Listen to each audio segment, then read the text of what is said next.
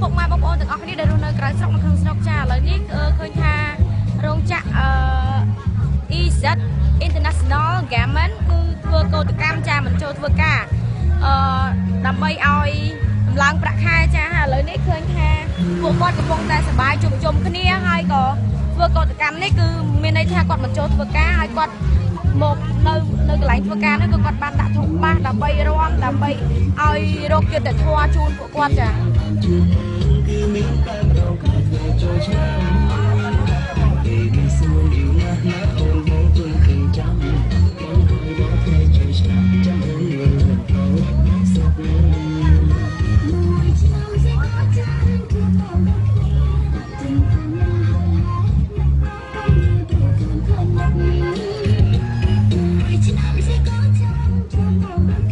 ដល់ពេលអញ្ចឹងទៅនាងខ្ញុំពិតជាអត់យល់ដែរ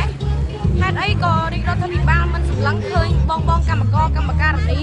ហេតុអីក៏ក្រុមហ៊ុននឹងមិនព្រមបោះប្រាក់ខែជូនពួកគាត់ហេតុអីក៏មិនព្រមតម្លើងប្រាក់ខែជូនពួកគាត់គាត់ណាថ្លៃផ្ទះហ្នឹងវា$30ហើយចុះមកហូបរាល់ថ្ងៃ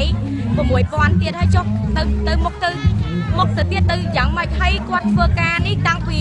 គាត់រហូតដល់កូនគាត់អញ្ចឹងគឺគាត់គ្មានអ្វីដែលសល់ទេអញ្ចឹងខ្ញុំសូមអំពាវនាវជូនដល់រាជរដ្ឋាភិបាលសូមមេត្តាមើលឃើញបងកម្មករកម្មការិនីរោងចក្រផងសូមដំឡើងប្រាក់ខែជូនគាត់គោល160ផងចាសូមអរគុណចាសូមជួយ like share វីដេអូនេះផង